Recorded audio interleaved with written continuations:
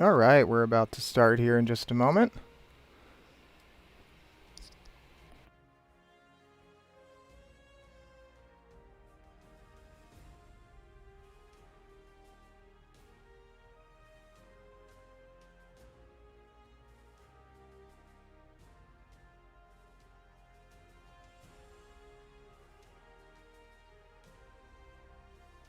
All right. Hey there. I'm back. And I want to say first off, I'm really sorry this stream is awfully late. It is 4:30 here, and I was supposed 4:30 in the morning, and I was supposed to do this at 1 p.m. Um, Welcome to Splitgate Sophism Sunday. Unfortunately, it is no longer Sunday, but shh, we'll just pretend it is. So I did a few things to the stream since the last time I was on. Chat that is an overlay is much less intrusive now, so that's pretty cool. I added this little guy here, a stream avatar. So if you're an active chatter and you have participated in the last 3 minutes, your chat will stay on that rescreen thing up here. So messages disappear after 3 minutes, and also these avatars disappear after 3 minutes. But if you are following the channel and have existed in the chat in the last 3 minutes, you get one of these guys. And there's all sorts of fun little stuff that they do. So yeah, I think up to like 10 or 20. I've got little Rick and Morty ones. More of the dinosaurs. There's the goose from the Untitled Goose game, and I now I need to remove. So let's remove. I'll leave the bot in there so he can bot around. I don't want to. Oh gosh. All right, goodbye. Yeah. Here we go. It's coming together. I'll leave a star because the stars are cool. And so yeah, I also want to show explicitly here now what the lights do when certain events happen in the channel. So follower, if someone follows the channel, we'll get that. And if someone donates, tips, buys merch, something like that, it's green. So it felt kind of festive. I didn't set it blue yet. Didn't feel like the right time, Christmas. I got the whole outfit on.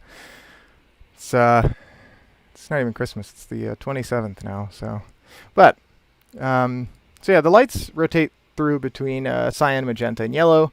Those are like my stream colors. That's what the stripes on the side of the bus are painted in those colors. I also did this little thing, and I was supposed to paint this wall behind me yesterday, and I did not do that. So something's not done. Something's done. Let's see here. Let's go and see today's topic of discussion. So that would be right here. So we have here the outline I prepared for today. So this is, and bear with me because I'm going to mispronounce this word. I've been mispronouncing it this whole time in my head even, and I typed it wrong a number of times, and I had to go back and correct it. So this is about the topic of technological singularities, and so the word is Singularitarianism, and I kept saying it in my head. I don't even know how I kept saying it in my head. Singularitarism. It's a lot of mumbo jumbo. But yeah, so Singularitarianism is today's topic. And so specifically, we're going to be playing Splitgate. It's Sophism Sunday. I'll get into that in a minute here. But the ancient Greek usage of the term, not necessarily the more modern trickery, deceit, whatever definition, logical fallacies. We're not trying to do that, but we are trying to, I don't know, philosophize. So yeah, we're gonna cover a lot of stuff. The sensational headline is AI, machine learning, ontology, and the rapture for nerds. Oh my! So that's where we're at. Just for reference, I also changed a few things in this outline here that is available on Patreon. I actually have not uploaded it yet, but I will be uploading these earlier before the stream. So maybe around 2 days before the streams, maybe for Magenta tier members and higher. You get early access to these outlines, and these first ones I'm gonna post maybe on my website or something for free because I don't have. Please supermod. Hi. Sorry, man. I'm very new to Trovo, and so I don't know really what supermodding is.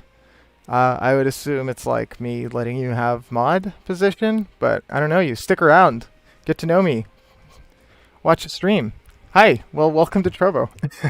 I'm multi-streaming this actually to Twitch, YouTube, Facebook, Facebook pages, Trovo, I think even Steam. I don't know.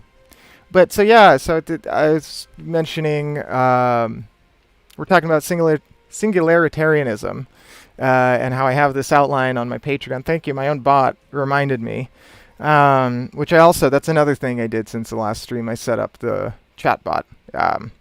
It's school bus bot in the chat. So I can DM you perhaps after this stream. I've got some stuff to get through right here, so I'm going to try to get through this first. Maybe if I have a moment, I will do so. And we'll get to Splitgate in a second here. I'm playing Splitgate here. I can switch screens for you so you can see what I've got going on here. So it's kind of covered up, with this second screen, but I do want to go over this. Yeah, all that stuff's on my Patreon. There's a few other benefits as well, but let's quickly kind of just scroll through this. And I want to go and show, not yesterday's, the other day's outline, Fortnite Philosophy Friday, where I played Fortnite and we talked about fallibilism and foundationalism, forays into facts and falsehoods. Yeah, we talked about epistemology, and let me switch screens back here. Is it in Chrome? What are you asking about? Is what in Chrome? The stream is just wherever you're streaming it. It should be available there. Splitgate. Oh, Splitgate. Is that what you're asking about? It's a free-to-play game that's available on most major consoles and PC. I don't think you can run it on a Chromebook. Yeah, certainly not if it's controlled from school. I just don't think a Chromebook is powerful enough to run Splitgate, though. So this was last time's outline. We talked about epistemology, knowledge, what all that means. Talked about Santa and the rationality of belief in Santa Claus. And so we talked about fallibilism. We watched a Crash Course Philosophy video, which we've got another one coming at you here in a little bit. I talked about foundationalism, watched another YouTube video about that, and talked about that. Descartes, doubt, certainty, all sorts of stuff. It's great. We've got sources here. I write these myself in MLA 9. The whole thing is not MLA 9, but it's... yeah, I make this, and I do want to say that it's not... can I send you the doc link? Yeah, so... I will post that, actually. Let me post this. Thank you for suggesting that. So I will post today's, because today is today. So let's see. How do I do that? Share. I will share a link. Get link. Restricted. Change to anyone with the link. Can view it. Sure. Copy link. And I will post this. No, press the name. Well, I think I got it to work. So I'm going to post this in chat here. This should post to all of the chats. If it's not posting, if you don't see this, let me know. But this should have posted just now to Discord, Trovo, Facebook, Twitch, YouTube. I got it. It's in there. Cool. So yeah, this was last time's. This was fallibilism.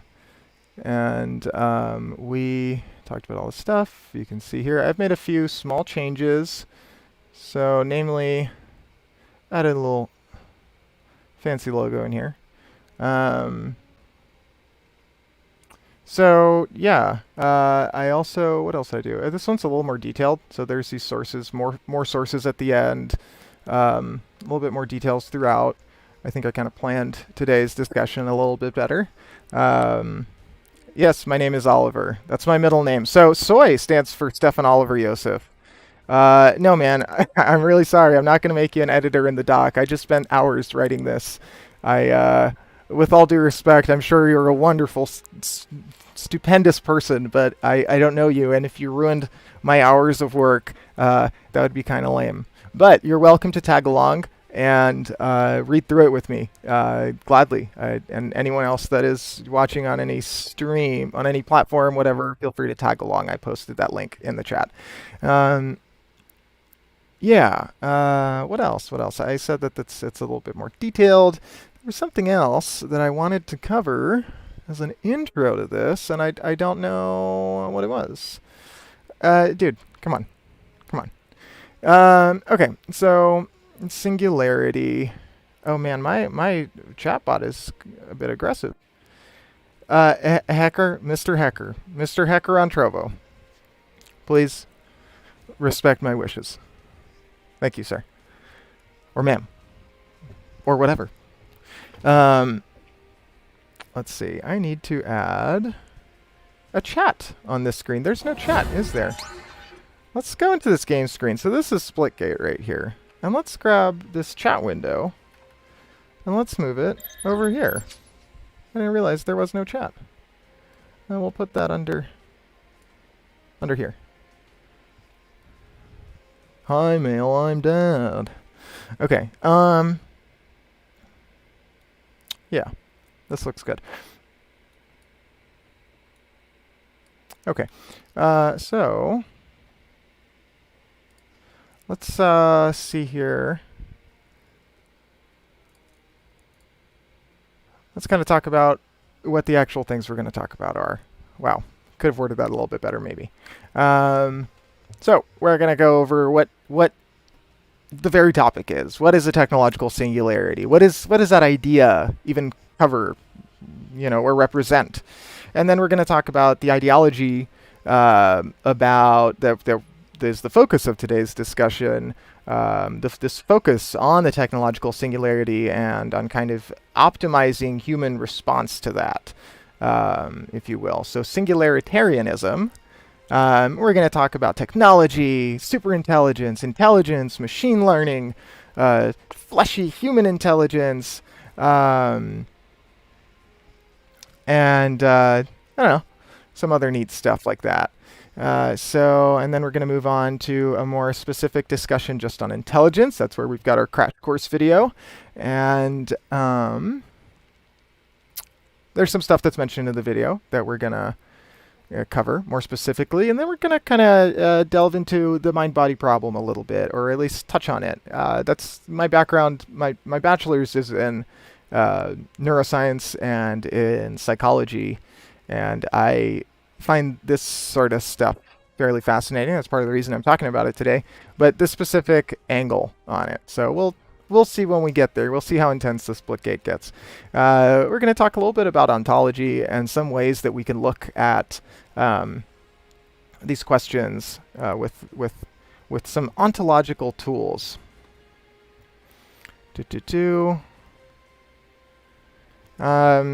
So, and then we're going to talk about Nick Land because someone. Look at the chat. I am looking at the chat. I see you just copied and pasted. I don't know who Simex Mega 1 is. I don't know these people. Want to become famous. Buy followers, primes, and viewers. Uh-oh. Don't do that. You're blocked. Not you, Hacker Christmas, but someone else tried to sell followers on my channel. Can I block this in the Twitch chat as well? Timeout users. Ban user. User action. Wow. My gosh, there's so many options here. Um, okay, reported chat on Twitch. Not you, hacker. Someone chatted on Twitch that you're real BD. What is BD?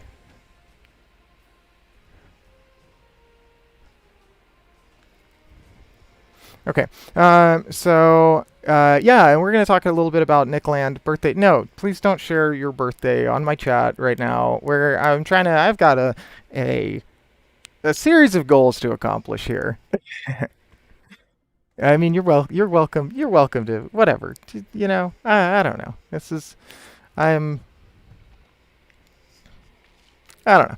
Okay, so yeah, Nick Land. There's someone the other day, who was it? Flat Earth Global on Twitch, asked me if I would be talking about Nick Land today when I told him what we'd be covering, and I hadn't I hadn't read much about Nick Land at all. I think maybe I'd heard the name before, but no familiarity.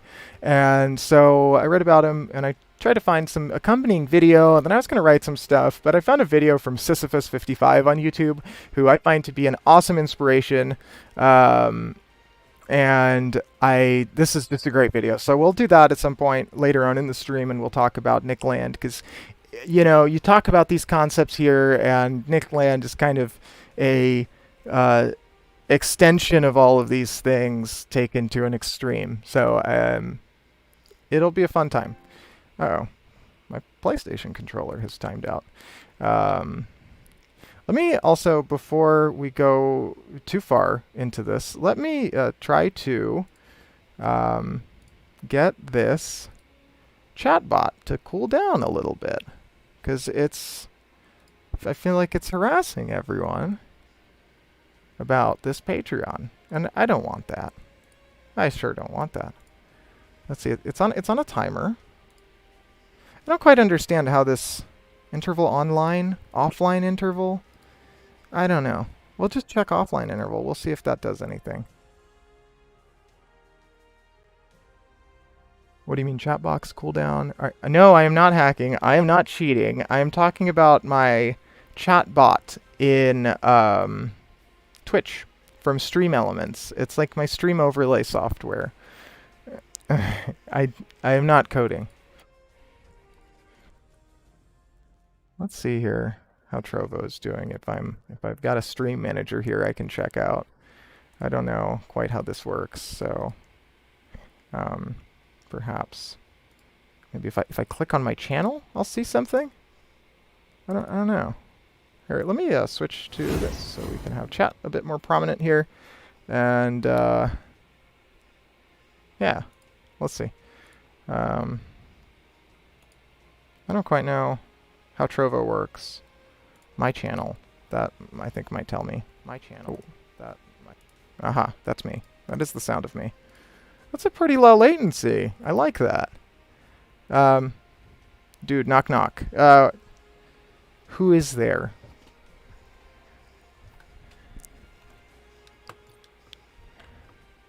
Who's there?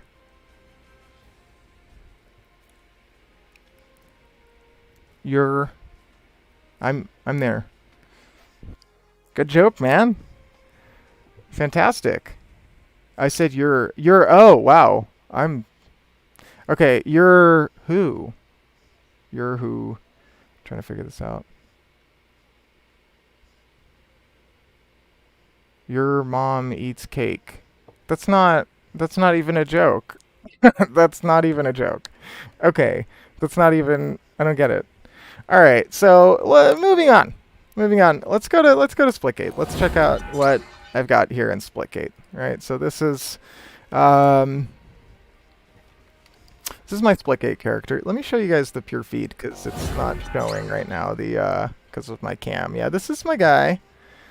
This is my little dude here. Kind of cyan, magenta, yellow. It's more like cyan and magenta with some yellow streaks or something. So let's go back here. Yeah. Here we are. Oh.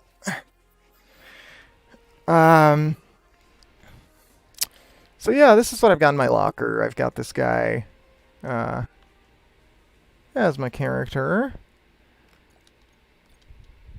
some weapons. I like this. It's not quite cyan. And I don't have these in cyan, so I settled for the high thing, which is sort of like tealish green, but acceptable. You know, like this isn't cyan. It's like tealish green. That's like tealish green. Yeah, kind of tealish green. That's cyan. The lights are cyan. I don't know. I'm trying my best, you know. The colors are good. Thank you. Blue, silver, pink. So it's supposed to be cyan, magenta, yellow. Check link. I don't have a link from you. Uh-oh. Okay. Hey, I'm not going to open any links on my stream, all right? So, just, yeah. So, yeah. So this is cyan, magenta. Kind of, you see those reflections there. Nothing special there. So, yeah, that's all I've got. So let's start. Let's see what the daily quests are, and let's see if we can get those done. So we've got 5 kills the railgun, King of the Hill, domination, or oddball, and then what's that say? Go through 5 enemy portals. So I have a hard time remembering to do these things in the heat of the moment. So let's try. Let's just try and see if we can remember our challenges going in here. Sudo delete account. Okay. Control Z. I don't know, man. Okay.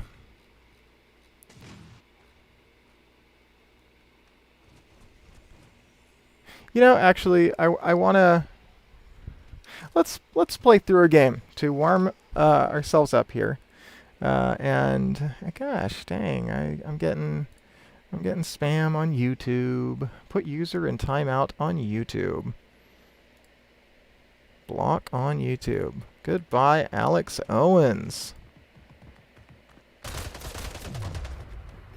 Oh, they've killed me. That's no fun. Yeah, aggressive, violent. Wow.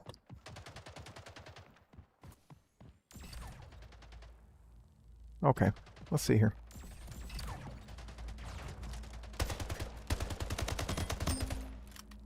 Good start. Good start. You know, I thought I had TTS on for chat, and it appears that I don't. Oh. This game looks like Free Fire? I don't know what Free Fire is. Merry Christmas! Happy holidays, Merry Christmas to anyone watching. FPS 1. Free Fire? I don't know, I'm not familiar with that game. I got this Christmas thing from this very gaudy, garish, wonderfully kitschy outfit. It's got matching leg, boom. I feel like a little elf in this bus. Put the FPS on, my guy. Oh, it's 60. It's going to be running at 60 FPS. This is playing on a PlayStation with the capture card. I'm going to try to figure out TTS after this game, because the intention was to have TTS on. Woo! Wow. Wonderful. Look at that. We are popping off. Start.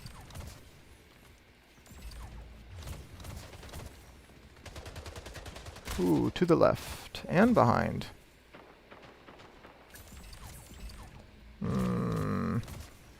Yeah, just warming up. No philosophy here yet. Am I annoying to you?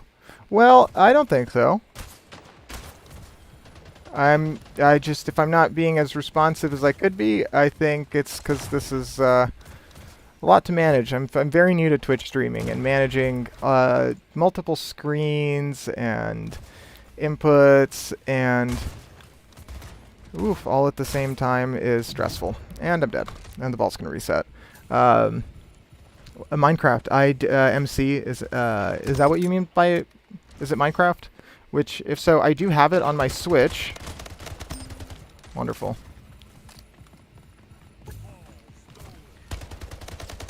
Woo!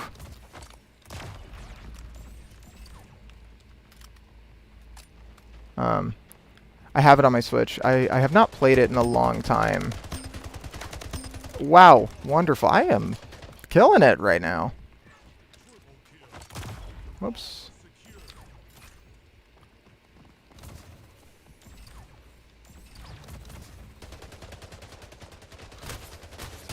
Whoa.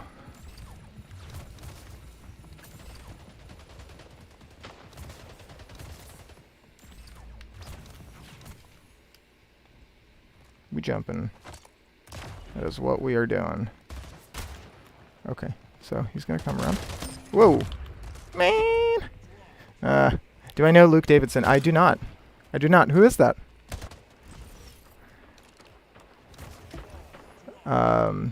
I heard you. I don't know who that is. Is that a streamer?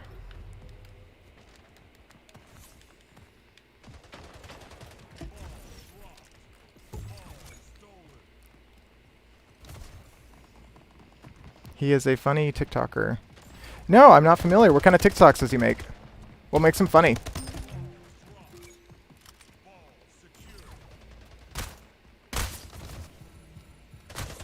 Whoa. Ah, gosh, ow. Not you. No, I understood that. I think you're talking about the other person, but I don't know. What kind of TikToks does Luke Davidson make? Fun jokes, fun words. I like that description. I hope one day someone says that about me. Fun jokes, fun words. Let me see if I can get TTS to work without losing this game here. Okay, let's see. No, see now I have someone running up to me.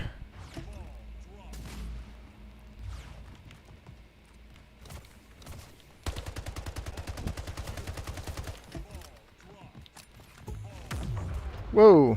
Alright, let's see. Let's see if I can figure out TTS here.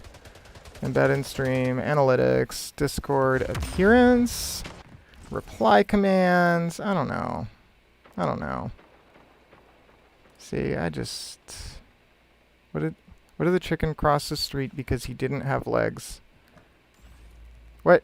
Are you asking why the chicken crossed the street? I am looking at your chat, my man. I am. I sure am. I sure am. All right, let's see here. I don't think TTS is working. I don't even remember what app I had TTS set up in. So, you know, I guess it's a moot point.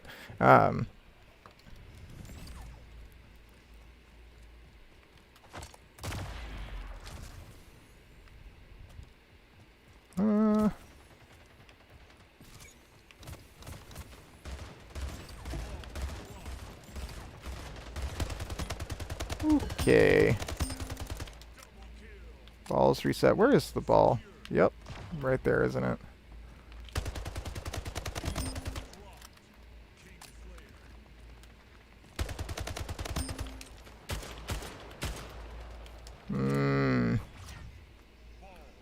Look at my chat.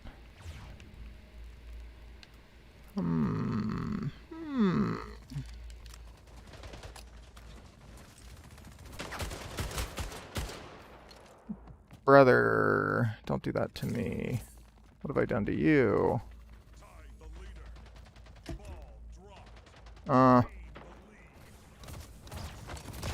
Whoa! Whoa, Nelly.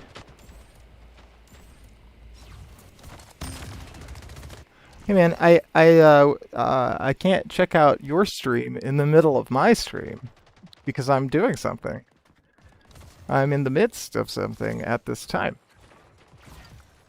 Please don't spam your channel in my chat, pal.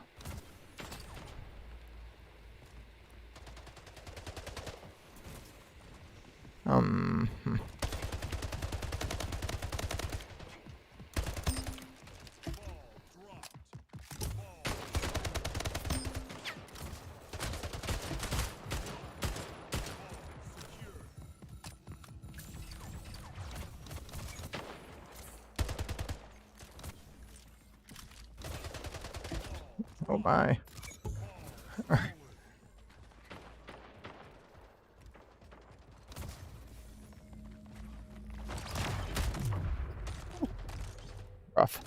rough.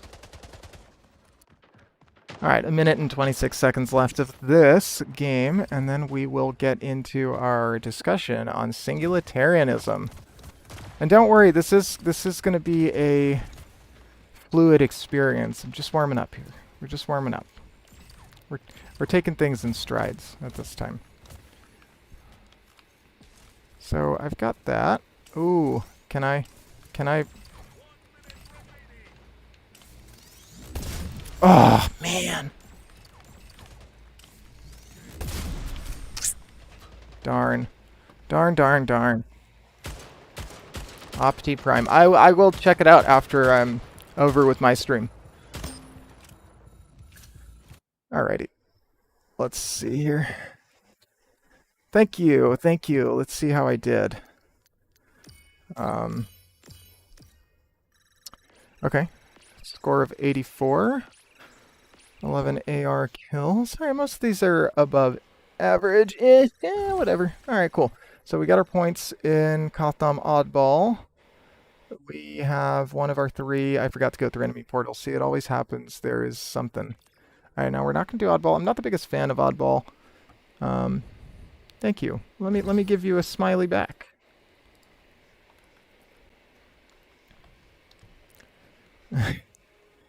Alright, we're at 10. Let's claim it. So you may have noticed here that I have 94 of these rewards, and I have been saving this for a while now. So when I get to 99 or 100 or something like that, or maybe a month from now, I don't know exactly what I'm going to wait for. I really don't want to lose them, so I hope the new season, once it hits season 1, I hope they don't take these away from me. That would be a travesty. Not at this time.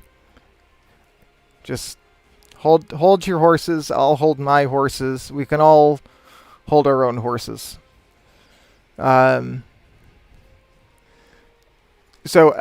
my username on PlayStation is going to change to School Bus Soy as well. So I've not done that yet. So I'm not quite ready to interface 100% there just yet. It's Splitgate, man, not Split Game. I think you need the game first. Okay, so we've got railgun kills and portal kills. Let's go right into Instagib then, which is kind of a cool mode. We have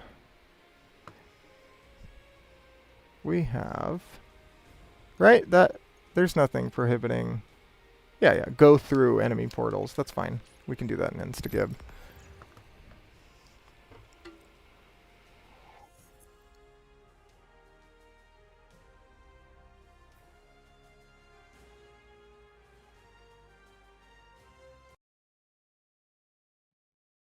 Oh, no, you know what? I was gonna play this video and I forgot. So let me exit out of this match, this pregame lobby here. And I will play a video here that I have pulled up. So it's this first one from Ray Kurzweil from the 2045 project, I believe it's called. So where the idea is that we'll achieve a singularity by 2045. So before we even get into that, let's ask what is a singularity? So typically a technological singularity, the kind that we're talking about today, is a hypothetical point in time at which the advancement of technology and its growth becomes unstoppable, right? It becomes, as Wikipedia calls it, uncontrollable and irreversible. And past that, so that point is a significant demarcation. What does uwu mean? Google it. It is a facial expression, emote type deal. Right, so once these changes occur with the technological growth, and there's a large focus on the concept of intelligence in this puzzle.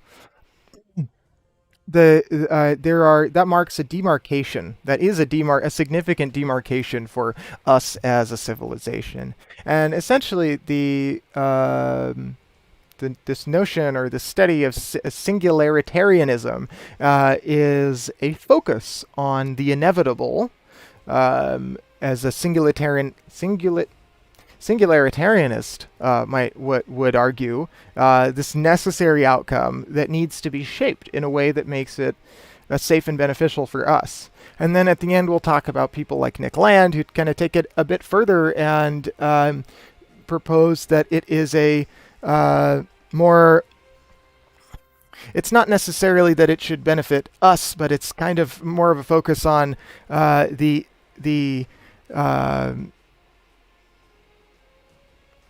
I don't really know where I was going with that thought, but anyway, he takes a lot of these ideas, certainly a few steps further than we'll talk about at the beginning here.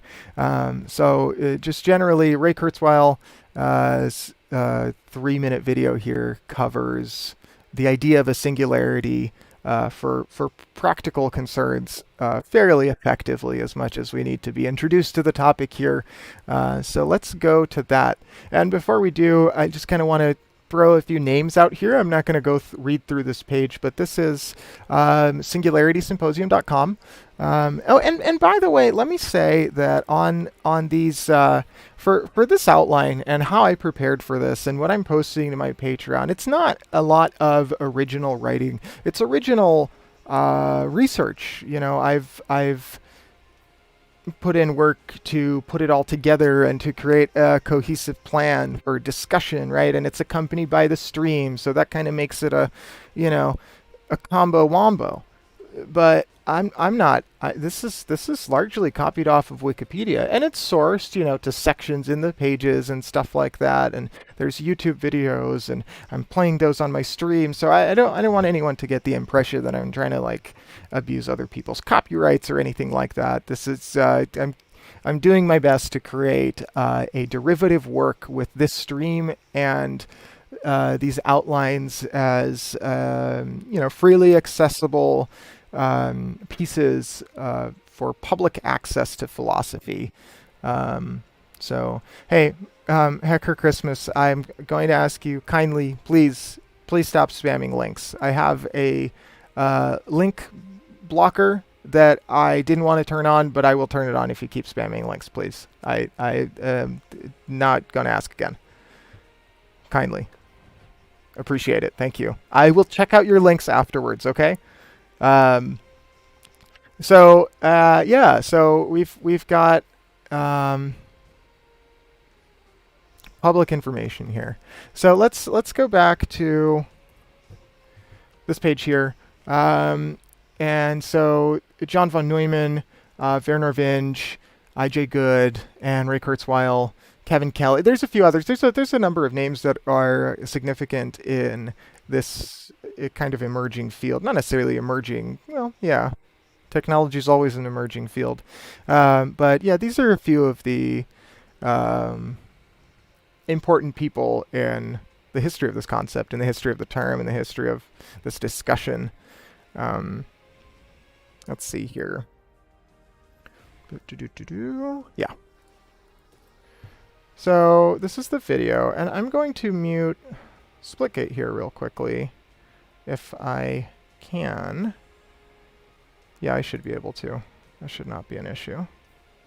Let me find Splitgate, and that should be muted, right? Yeah, okay. All right, let's check this out. Well, we're going to become increasingly non-biological to the point where the non-biological part predominates and the biological part is not that important anymore. In fact, the non-biological part, the machine part, will be so powerful it can completely model and understand the biological part. So even if that biological part went away, it wouldn't make any difference because the non-biological part already understood it completely. We'll also have non-biological bodies. We can create bodies with nanotechnology. We can create virtual bodies in virtual reality. The virtual reality will be as realistic as real reality. The virtual bodies will be as detailed and convincing as real bodies. I think it's funny, Facebook's whole rebranding to the parent company to Meta, because that's a move, I think, one, to deflect damage to the Facebook brand, but also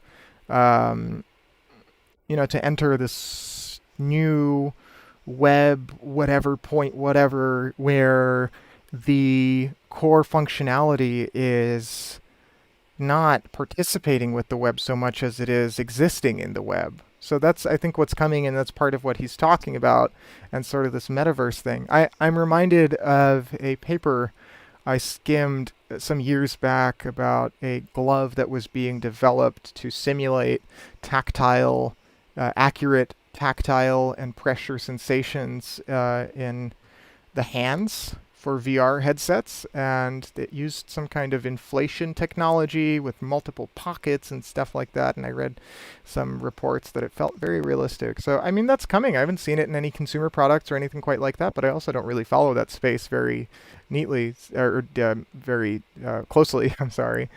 So I wouldn't know. But yeah, I am reminded of that. Um, we'll have different ways we can create bodies. We do need a body. Our intelligence is directed towards a body, but it doesn't have to be this frail biological body that's subject to all kinds of failure modes.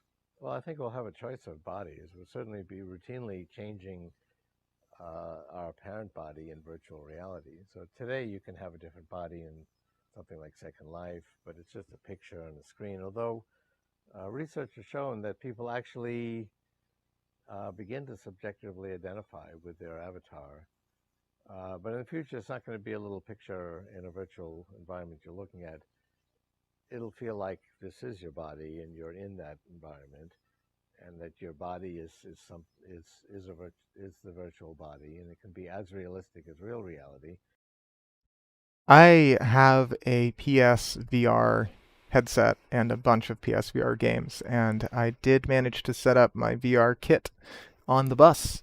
So, as hectic as it sounds and as hectic as it will be, I think I will probably be streaming VR gameplay at some point down the line. I don't know just yet, and that's not going to come anytime soon, probably, but it is something that might happen. So just wanted to throw that out there. And also I want to say this chat bot at this chat guy at the bottom, the little dinosaur guy. That's my bot in my Twitch chat, and so that's specific to Twitch. So Hacker Christmas, you're on Trovo right now, so you're not seeing yourself pop up. But if you have a Twitch account, if you want to watch on Twitch, you'll get a little avatar that'll pop up on screen. And anyone that chats gets a little avatar, and they can interact and stuff. So, yeah, yeah. All right, let's go back to Ray Kurzweil. And the environment can be as realistic as real reality. So we'll be routinely able to change our bodies very quickly, as well as our environments, in virtual reality, but it will feel very real. We'll ultimately be able to do that with real reality too, like self-organizing swarms of nanobots that can link themselves up into a virtual body. If we had radical life extension only, we would get profoundly bored. We'd have a profound existential ennui, running out of things to do and new ideas. But that's not what's going to happen. In addition to radical life extension, we're going to have radical life expansion. We're going to have millions of virtual environments to explore. We're going to literally expand our brains. Right now, we only have 300 million pattern recognizers organized in a grand hierarchy that we create ourselves in our neocortex. But we can make that 300 billion or 300 trillion. We can expand it. The last time we expanded it with the frontal cortex, we created language and art and science. Just think of the qualitative leaps that we can't even imagine today when we expand our neocortex again. We'll be thinking grander, deeper, more hierarchical thoughts than ever before, creating whole new institutions like art and science that we could not articulate. So we're not going to get bored. If that weren't the case, then I think, living for hundreds, thousands of years would be a profound philosophical nightmare. But instead, we're headed for radical life expansion. Very cryptic way to end that whole spiel. Let's go back here, and let's switch over to the screen here. My birthday is in 2009 because I am 12 years old, and after 1 month, I will have an account. Okay. All right. So we that's Ray Kurzweil, and so he's foreseeing these changes that are gonna happen, and I think it's funny because some of these terms that he's tossing out there, um, like radical life expansion. This guy sounds like he's trying to somehow sell me Tai Chi or something. It sounds kind of wumbo-y, woo-y, but I mean, I think this is a necessary thing. It's not just that it should happen. That's arguable, but I think it will happen. I think the robots are coming and they're hungry. I don't know. It seems to me evident that these changes are happening, and we should prepare for them. I think that this idea of singularitarianism has some weight. You know, it's got some weight. So where are we at here? Let's go to Splitgate and let's see if we can game while we talk about these concepts. How does that sound, Hacker Christmas? Are you ready to have a discussion about the technological singularity and philosophy? Let me know. But actually, real quick, I'm going to step away. I'm going to turn on an air conditioner. I'm going to refill my glass of water. And I will be right back within, I don't know, probably a minute or so. Yeah.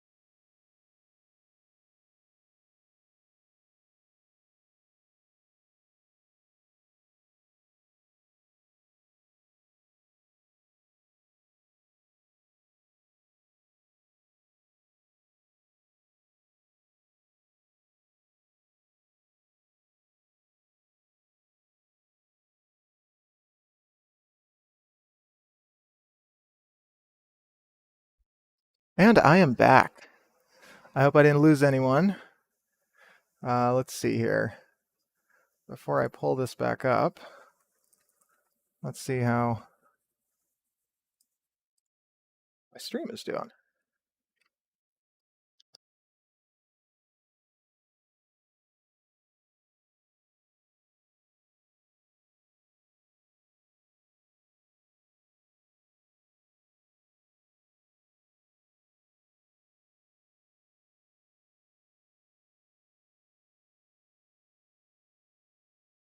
All right. So let's get back to some Splitgate and let's talk about Singularitarianism. Uh-oh, my controller's not disconnected. All right, so let's see what our challenge is here. We've got to go through 5 enemy. Let's go to this intermission screen here. We've got to go through 5 enemy portals and get 5 kills with the railgun. Right, that sounds like Instagib to me. So let's get some Instagib going. All right, so this idea about this technological singularity. Let me read the Wikipedia definition of singularitarianism here. Oh, and also, fun fact, I used to dabble in Wikipedia editing. So I really love it as a source. And you'll notice if you go through these sources, half of them are Wikipedia. And I don't think there's a darn thing wrong with that. 1 is Wikipedia, 2 is Wikipedia, or I'm sorry, 3, 4, 7, 8, 11, 12. Half of these, 14, half of these are Wikipedia links. And then the other half are largely from the works cited list on Wikipedia or the, references there. But yeah, I used to kind of dabble in Wikipedia edits, Wikipedia editing. I was a wiki gnome, which is a Wikipedia term for someone that makes small changes to articles for, syntactical or whatever. Oh gosh, reasons, grammar changes, spelling mistakes, sources missing. I would often make edits that just entirely consisted of adding citation needed after after something that someone said that wasn't cited. By the way, can we talk? Man, I'm in the middle of a stream. I've got as you can see here. Let me switch screens for you to show you here. This outline. Let me switch. Let's go full. Let's go full here. This outline is I want to get through this whole thing in a reasonable time. So I'm going to be talking about this, and I'm going to be playing Splitgate at the same time. And as much as I would love to chat, I am in the middle of something. You can't just yeah, all of it, all of this. That's what we're talking about, and it'll be fun. I mean, these are questions about the world that and about the future and about technology that matter because they affect everyone fundamentally. I mean, this is inescapable. These are inescapable. You're bored. It'll be fun. It'll be fun. I think it'll be fun. Okay. Okay. Thank you. Oh, this isn't showing the chat on this screen. Okay. All right. Well, don't be dying. Don't fall from a cat. Okay. Where was I? You keep interrupting my train of thought, my man. Oh, this is a free for all game, isn't it? So I've got enemies. Oh gosh, not a good start there. Okay, so man, I don't even know what I was talking about. Hold on. Gotta get at least 1 kill here to be respectable.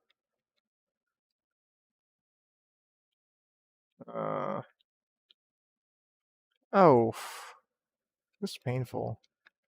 Technological singularities can wait a moment. All right, cool. Oh man, this is hectic.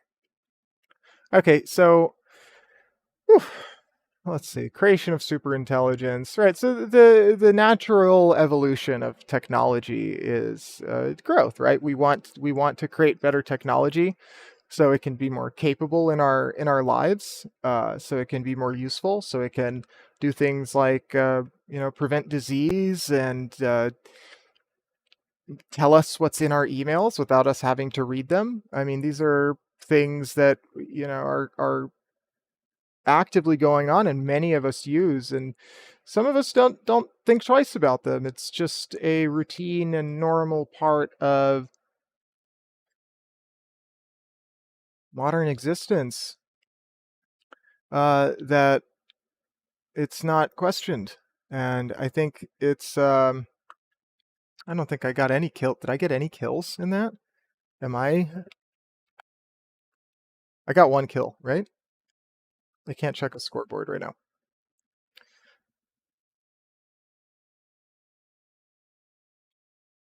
So let's see. One kill. Wonderful. I am that much closer to my daily challenge being done. And I forgot to go through enemy portals. Um,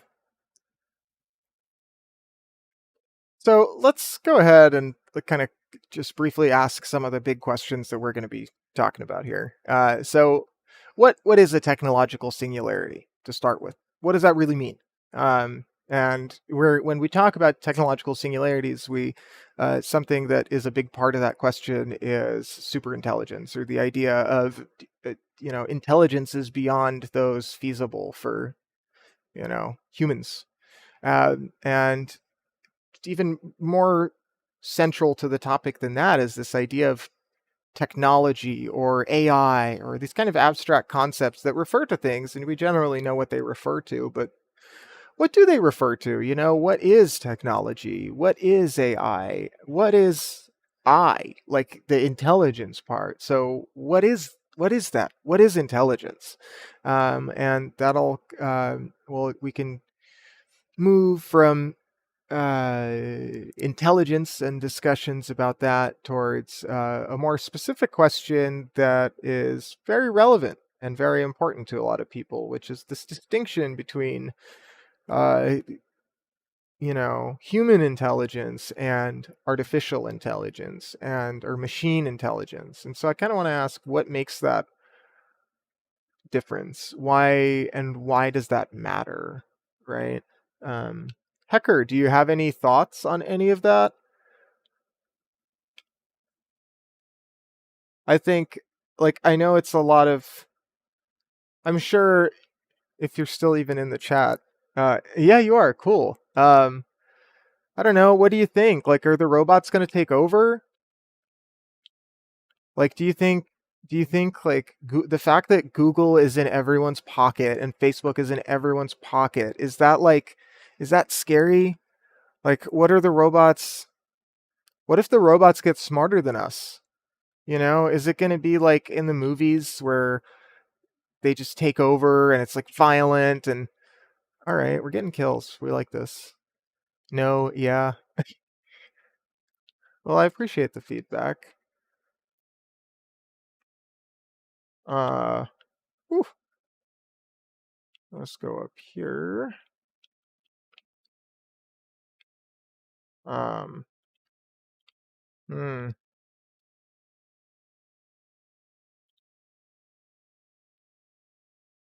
I need to. Ooh, wonderful.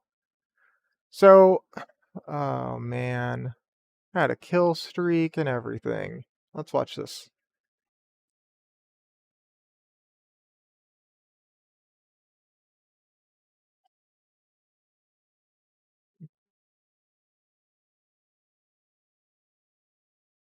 Yeah. Um, so one of the first topics that I think we should cover before anything else, because it's so central to this discussion on singularities and their,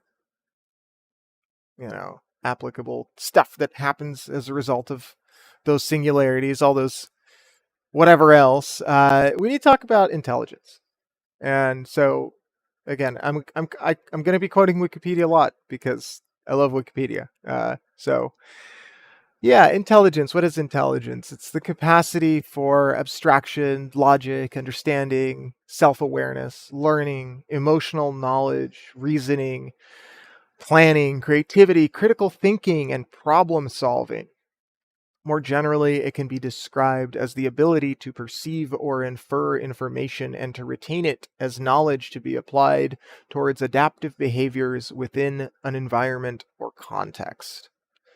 So that's a pretty broad, fairly detailed explanation there about um, what intelligence is. And so that covers a lot of aspects of human intelligence and of machine intelligence. And so I kind of want to go through that list and see if we think humans and robots are capable, and maybe animals. There are animals in there too.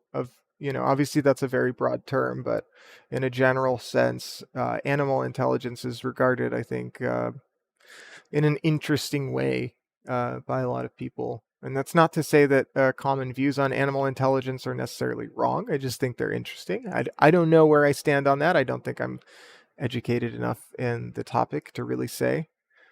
But I did have, as a psych professor in college, I had a wonderfully cute old man who was just had a very big passion for animal intelligence. And so the class I had with him was like history of philosophy or not history of philosophy, history of psychology or something like that. And he would sneak in references to animal intelligence whenever he could, and it was wonderful. It was just like his passion shining through his work, and he was a cheerful guy, a cheery personality. Um, oh man, what was the name?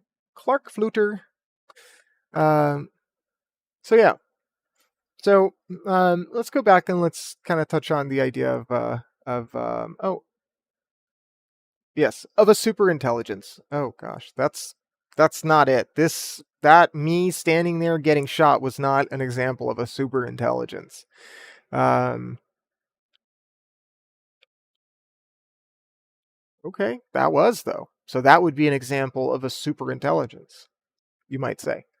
But yeah, something that can't really exist or wouldn't typically be found to. Man, I was doing so bad last game, and now I feel like I'm killing it. Am I not killing it? I am not killing it. I'm not killing it. I really thought I was doing good there. Well, solid performance, and it was not the case. Um, so, gosh, um, Wikipedia says that a superintelligence is a hypothetical agent that possesses intelligence far surpassing that of the brightest and most gifted human minds. Okay, so we know where that guy is. I think this side.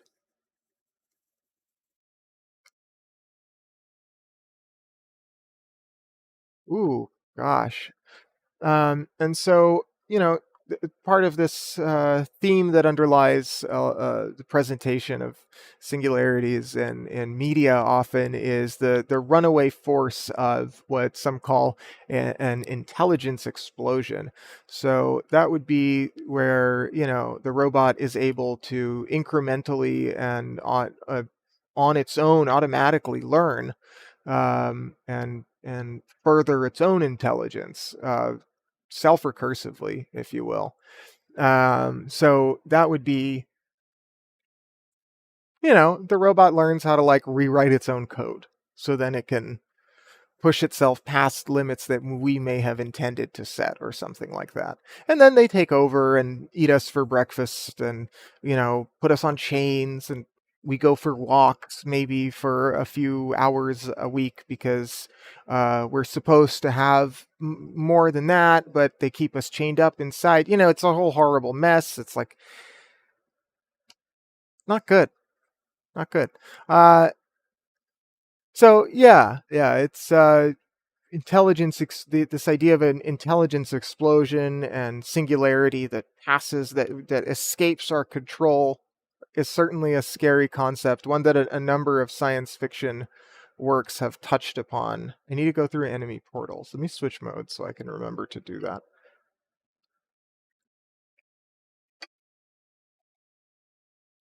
Um,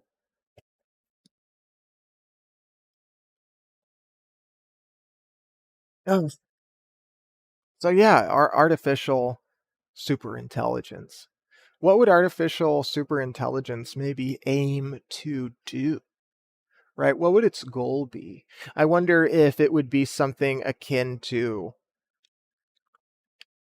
maybe perhaps not regular intelligence, but life. Life is self-sustaining because of sexual selection, right? Evolutionary forces at work, um, propelling itself forward just by replicating, right? A very simple concept, at least just at the base of it, conceptually, it makes sense, right? A self-replicating idea, a meme, uh, per the Dawkins term, right? Like these things propagate themselves, and that's what makes them contagious. That's what makes them, thrive, right? Us, intelligence, even, came from those same evolutionary principles.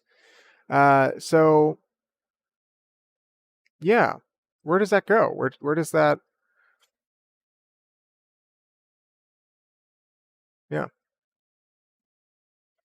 Let's see here. So I don't leave Splitgate alone for too long. Let's do something that will have us going through enemy portals. Perhaps domination, king of the hill, maybe oddball. Uh, eh. Team Fiesta. Team Fiesta is good. I might as well select a bunch and just try to remember to go through. Sure. I don't really even know the difference between oddball and splitball, so we're gonna figure this out as we go along. Let's see if we can pull up this crash course video. And well, before we get into that, let's kind of briefly cover some of the topics that it covers. So, this idea of human intelligence being significantly different from machine intelligence. Why is that? Why is it that we have this distinction, right? And so there's a number of things that make that demarcation, as I said earlier, for a lot of people. And so some of the questions involved are things like understanding, right? Will a machine intelligence be able to understand? Is that within its purview even? So we're going to talk about, you know what? You know what? Let's just play the video, right? That seems like the reasonable thing to do. So let's go here and let's go to this. Okay, guys, real talk. I'm kind of worried. I think my brother John might be a robot. I know it sounds ridiculous. He looks like a human, pretty much, and he acts like a human most of the time. But how could I really 100% for sure know that he is what he looks like? At least without getting a close look at what's inside him, in his head, his body, his inner workings. And keep in mind, I'm the younger brother. For all I know, Mom and Dad brought him home from Radio Shack, not the hospital. So how can I tell whether my brother John Green is a human or just a really intelligent machine?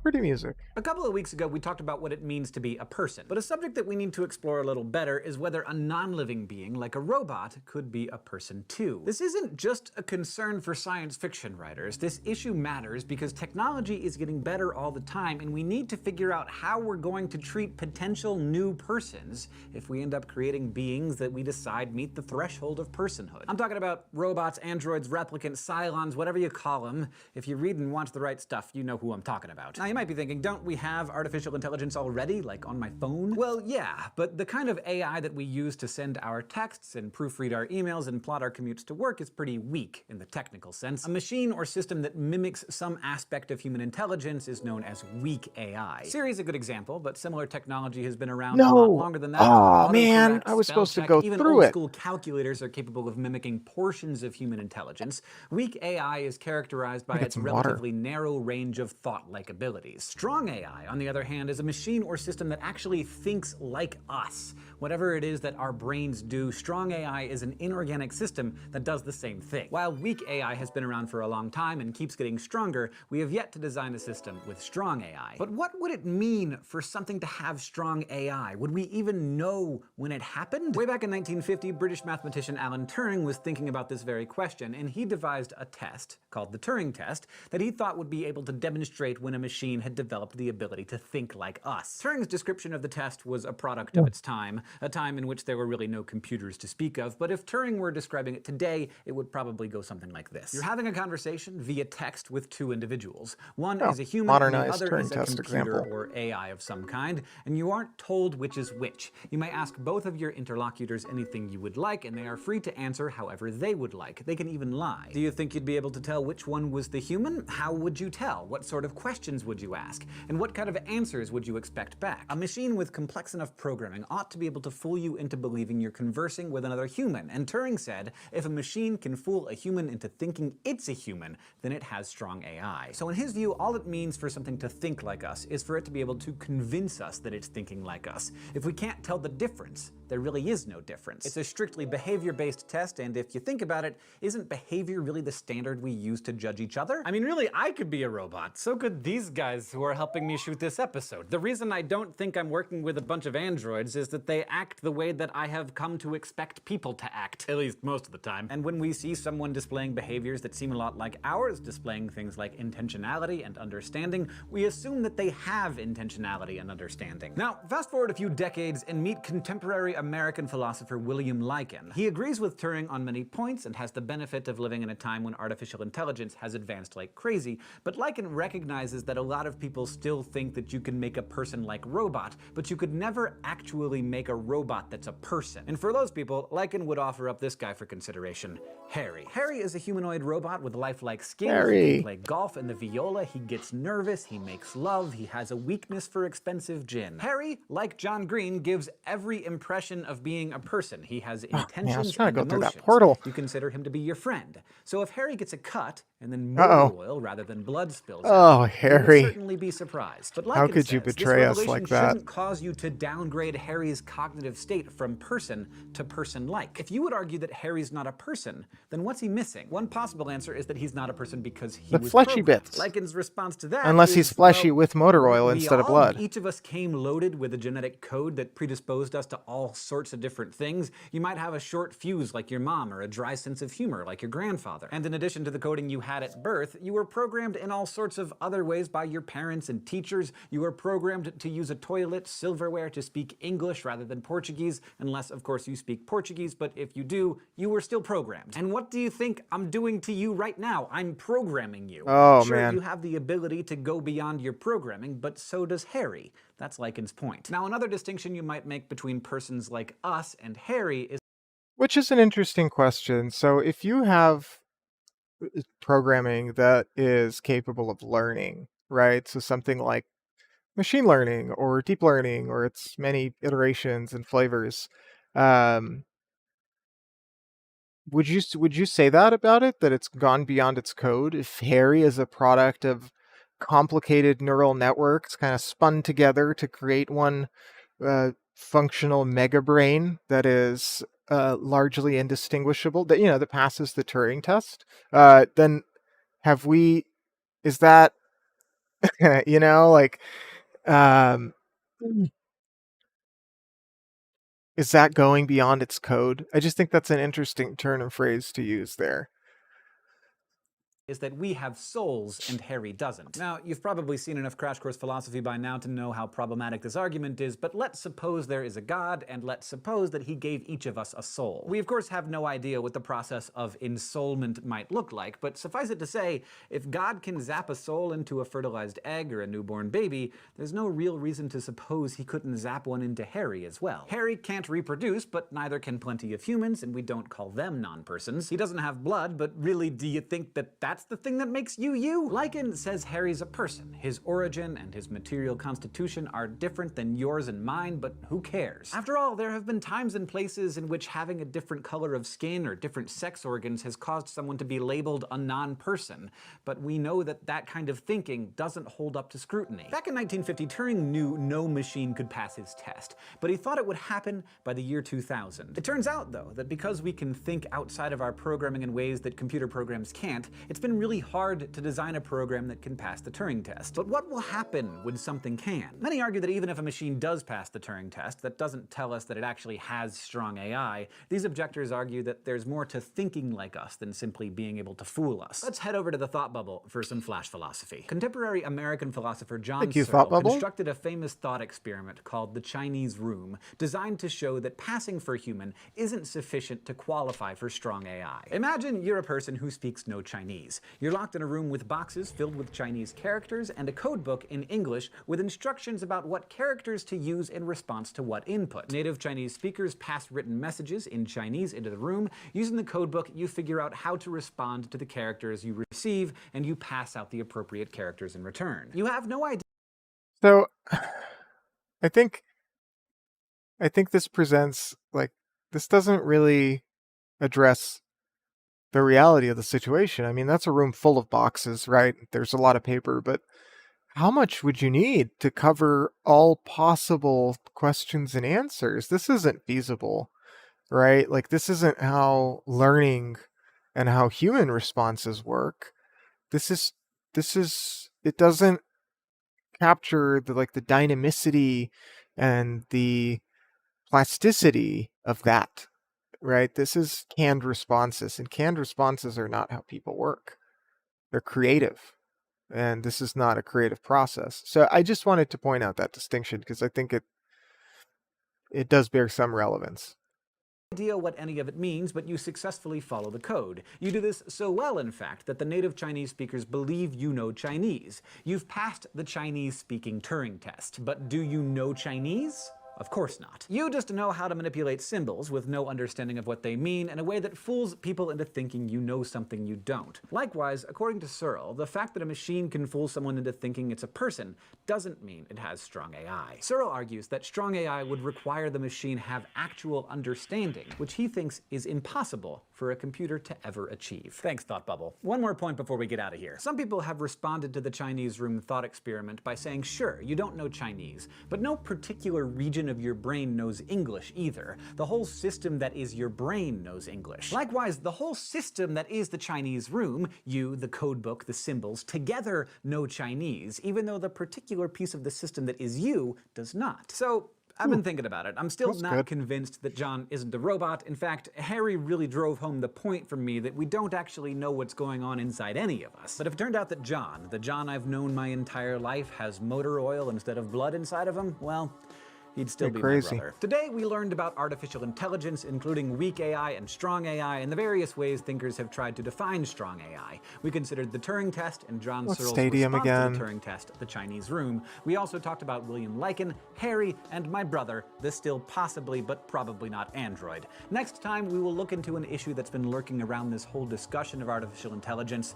Do any of us have free will? This episode is brought to you by Squarespace. Squarespace helps to create websites, blogs, or online stores for you and your ideas. Websites look professionally designed regardless. I don't want to play their ad. I'm sure Squarespace is cool, though. Nothing against Squarespace in particular.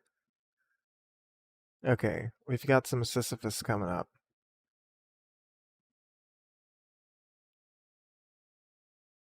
Okay. Oh, we've got the outline pulled up as well. So let's go back to this one here. So that's not taking up on-screen space.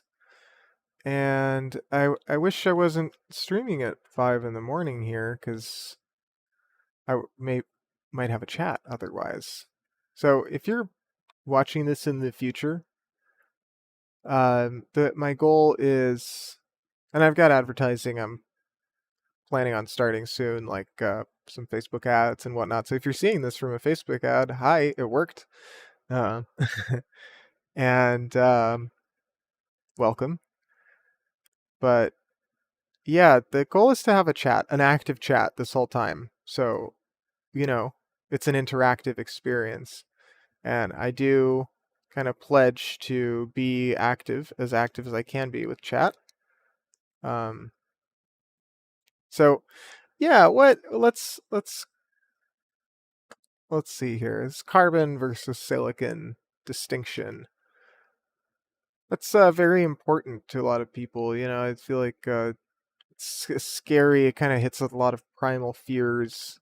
That I don't know necessarily what they are, but it's scary, the idea that there's nothing different from us than a carefully designed and polished rock, right? Like a circuit board or something. But we're kind of the same thing, right? Like Hank, I believe that's Hank Green said.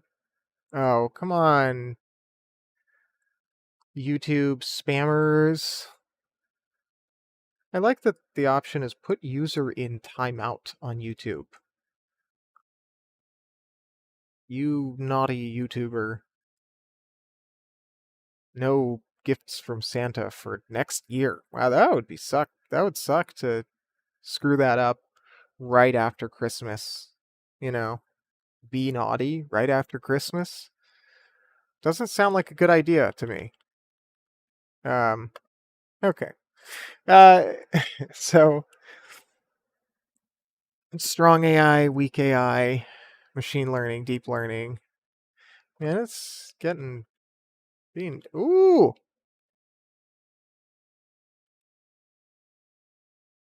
Oh, let's go through portals. I don't want to miss that. I feel like I might get followed.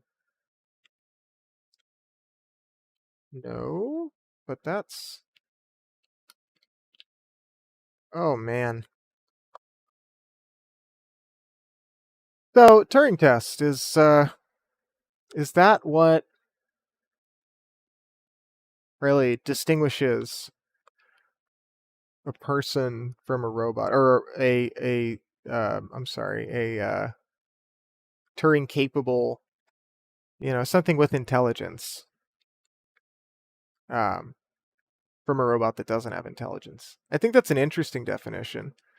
I don't know if it's necessarily the best definition. Um,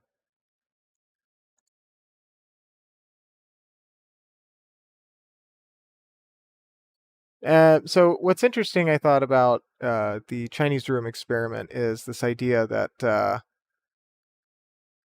it's the combination of yourself and, oh gosh, the other factors at play, like the room itself, the documents, those papers, those translation manuals, essentially, um, that is the intelligence. And I think there's an apt comparison to be made to neurons.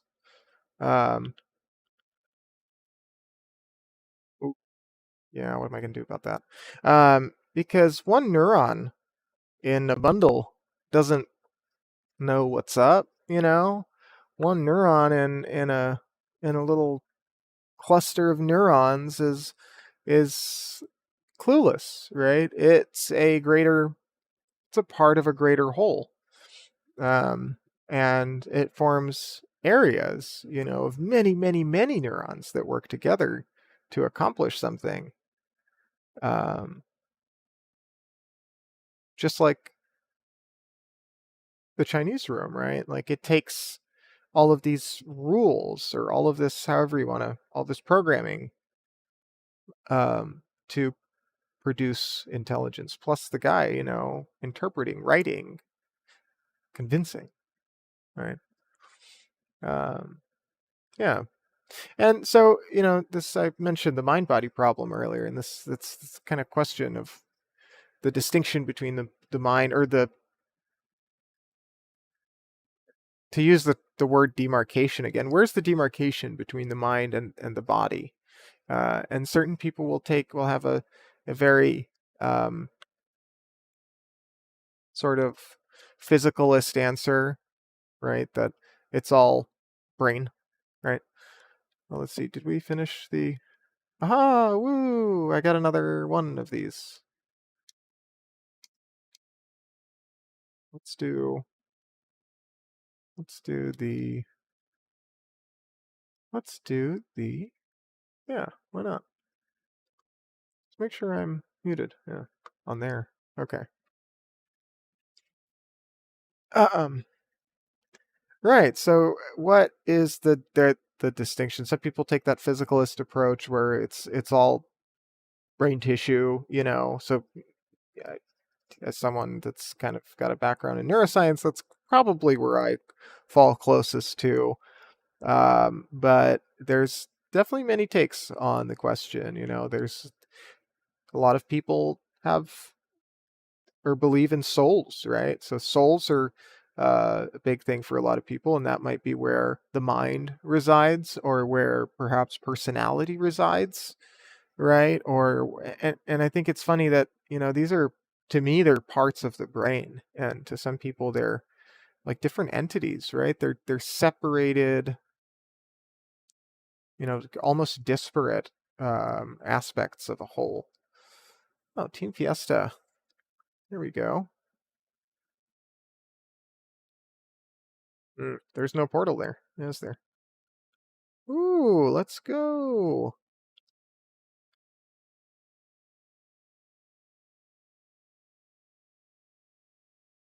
Oh man.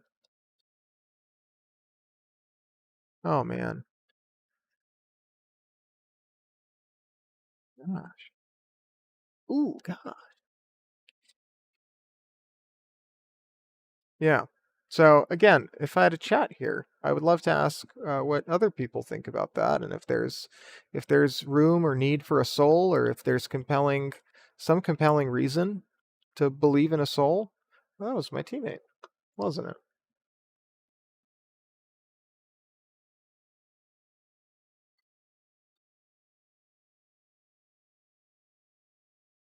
Ah,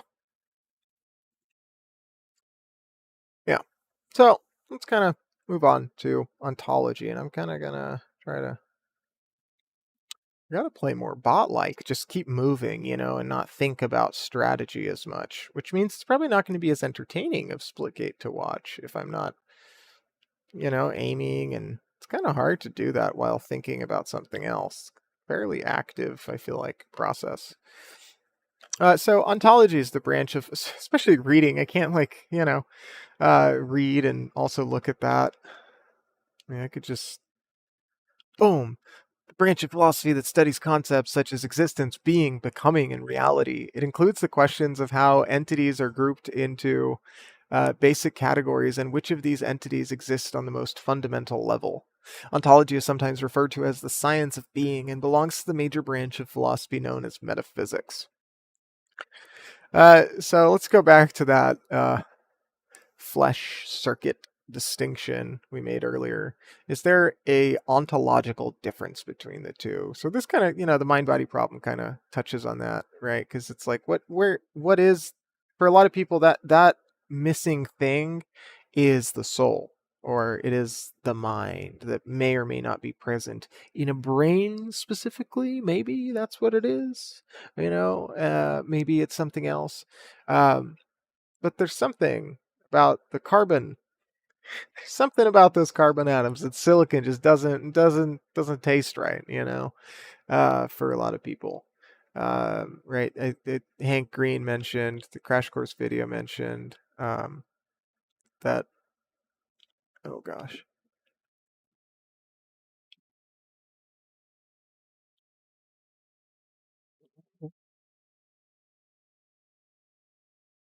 Man, that was not good. That was not good. Not good. Um, Forgot where I was. Gosh darn. Okay, so let's see. Ontological dependence. Yeah, is a term that so Wikipedia's definition is an An entity ontologically depends on another entity if the first entity cannot exist without the second. Ontologically independent entities, on the other hand, can exist all by themselves. So I just had this thought, and I wanted to think it out loud here, which was that AI and the whole concept of AI and the whole concept of a superintelligence, right? Uh, given away by the super part. It's a prefix. It's like, greater than, right? Um, Artificial. These are comparatory words. It's that these things are relative, right? So what's a natural intelligence, right? Is evolution natural? Why is that natural? Why is us creating coding is that less natural? It came about due to nature, right? The coding Java is a product of sexual selection. It's true. Um, oh, oh. So, yeah. Is the concept of AI, is the concept of, silicon-based life, does it have relevance as an independent concept if it were not for us? If it were not for us specifically? I keep trying to slide like in Fortnite because that's a new thing. Um, yeah. Is that something that the concept of AI, does it exist without us? I'm just asking the question again. This is really less exciting when there's not an an exchange, a back and forth. Like it's like, I don't know.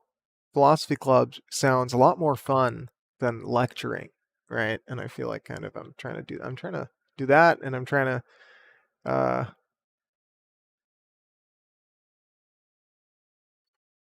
pwn noobs, but I think I am the noob. Let's see here. Am I the noob? Yeah, I'm the noob.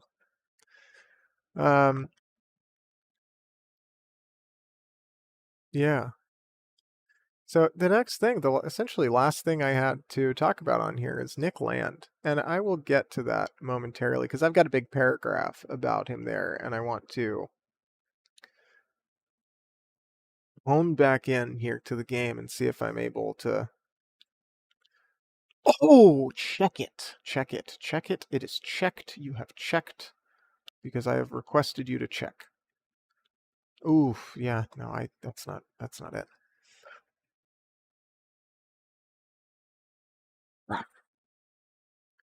Where's my Hecker Christmas guy? Man, gosh. All right. Well, see, now I'm alive again. Oh, game's over. That's right. Cool.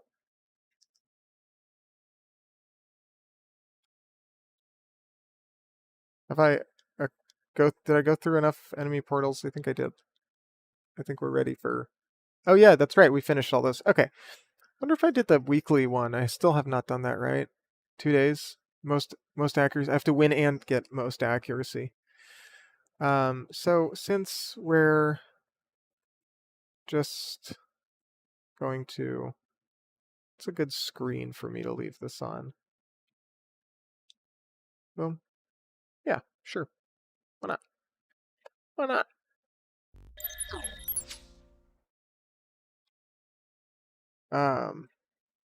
Let's watch this video. I really like this guy. He's Sisyphus55, the video creator here. He's an awesome YouTuber.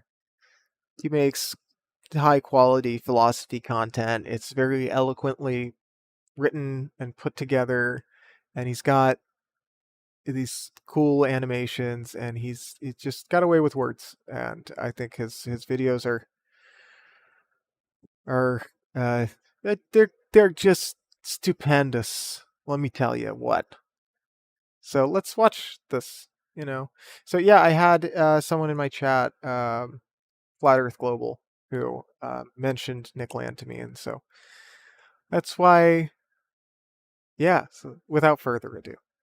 Quite a few issues nowadays seem pretty much impossible to deal with, whether at the individual Oops. or collective level. Wow. Wow. All right. So I'm screwing it up here because I just wanted to make this star go away because it was intrusive, but then I ended up being intrusive, right?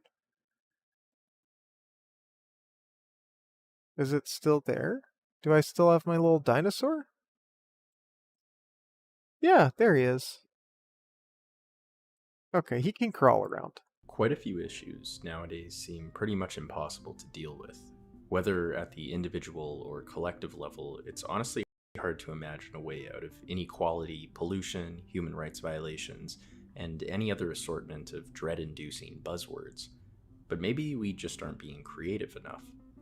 In a 1967 sci-fi novel, Lord of Light, there's a group of revolutionaries, way off in the future, who want to take their society to the next level. They believe they can do so through swiftly altering the social attitudes people carry about technology. Instead of fear of the unknown, we should put our foot on the gas and see where it takes us. They called themselves accelerationists. Accelerationism is the real-world belief that technology and capitalism should be sped up. This is either because they genuinely think this is a good idea that will result in some sort of techno-capitalist utopia, or because there is simply no alternative. We can either prolong our suffering or go right through it. Hence they push for deregulation, the merging of the digital with the human, and the overall rejection of the belief that we can somehow control progress. Current accelerationist circles have even argued that the election of Trump, a hyper-capitalist, anti-establishment figure, is the first true manifestation of their movement in politics. What? I'm going to turn off the social media rotator. It feels wrong to be having that up here while I'm playing someone else's video. I'm going to keep this up here. So not to be intrusive on purpose, but because I want the video title to be up at the top. So if anyone clips it or something like that, they can find the source content. So let's go back a little bit here. What? The election of Trump, a hyper-capitalist, anti-establishment figure, is the first true manifestation of their movement in politics. Where did this begin exactly? Many point to the mysterious philosopher and writer Nick Land as the source of the movement. Land was a young professor at Warwick, already known for his eccentricity, love of Nietzsche, and his propensity for climbing over chairs. He would tell his lecture audiences that he worked in the field of the collapse of Western civilization studies, and he would also get extremely high in his office. Reading everything he could get his hands on, Okay. Land quickly consumed all of Deleuze and Guattari's work, including Anti-Oedipus, as well as the work of Lyotard. These thinkers emerged at a time when the leftist project appeared futile. In Anti-Oedipus, Guattari and Deleuze wrote about the left's need to acknowledge the ability for capitalism to liberate and oppress, rather than simply oppose it at every turn. They suggest embracing the anarchic tendencies of the free market in order to go still further in the movement of the market, to accelerate the process. Lyotard would also write Libidinal Economy, which praised capitalism for its naturalness and that even its most oppressive aspects were enjoyed by its victims. Land was inspired by this thinking and began to form his own philosophy. In 1992, he suggested that capitalism had never been fully unleashed and was always held back by politics, a practice he considered primitive, the last great sentimental indulgence of mankind. He began to form this idea of embracing the apocalypse through acceleration. Land saw capitalism as the motor of modernity, above and beyond any individual movement. This is strengthened by hyperstition, which is what. So I watched this earlier, and it took me a few times listening to him say this to get it. It's kind of a weird definition here. I'll back it up a Beyond sec. any individual movement. This is strengthened by hyperstition, which is what he called the action of successful beliefs and ideas that, once emergent in the culture, give rise to their own reality through apocalyptic positive feedback loops. They're like self-perpetuating, memes perhaps that create a reality that may or may not be desirable. They are fictions that make themselves true. Capitalism is perhaps the greatest at this through, for example, forming consumer desire for things that aren't actually essential. Capitalism, he adds, reduces the importance of the self. This was an idea that Land was quite comfortable with.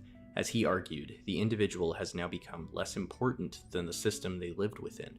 the human experience is becoming increasingly irrelevant.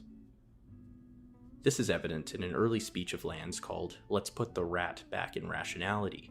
He argues that we should view death not as a particular event in an individual's life, but rather through the view of the rats carrying the Black Death across Europe, as a world-encircling swarm with no coordinates or individuation. When asked if he is telling us to abandon the human experience, he simply responded that it's worth studying but shouldn't be prioritized. So I'm going to skip through this. To social life and basic health, weather, heart rate, relax, the world in which new techno department further increases. Land's thought was only further encouraged by new arrivals at the Warwick Philosophy Department, who equally rejected the optimism of the Californian ideology, which envisioned a world in which new technology unlocked human potential, as well as the traditional leftist view of humanism and rights that pervaded humanities departments. With the help of two young lecturers, Mark Fisher and Seti Plant, they formed the Cybernetic Cultural Research Unit, or CCRU, which operated Cybernetic Cultural Research Unit. That's a name. Real quick, I'm gonna grab some muffins because Hannah, my girlfriend, baked a bunch of muffins here on the bus in our little convection oven. She's got this cute little muffin tray that she used. She's used a muffin tray before, but she used this thingy, I think, for the first time. Ta-da! Do you see the muffins? They're just wonderful. Ta-da! Ta-da! Let me not drop all these muffins. That would be a tragedy.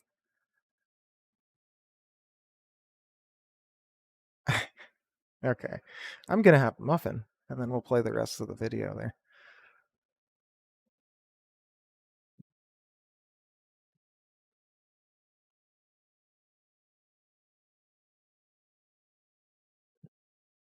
Oh, you may not have been able to see.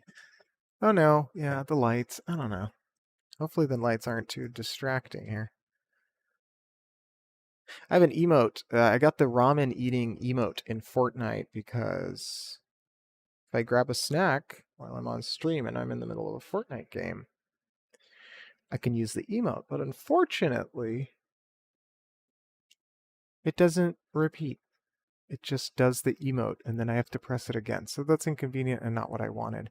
But anyway, back to the Cybernetic Cultural Research Unit. What a name. What a concept, right? Office in the philosophy department. The CCRU listed these now commonly discussed, but at the time quite niche topics as their general discussion points, and they would regularly produce cryptic He's like, they'd regularly produce cryptic articles. I'm reading through this and I see currencies, and in my mind, like cryptocurrency, it filled in cryptocurrency because it just fits on this list, right? They'd be talking about that for sure if that was a thing then.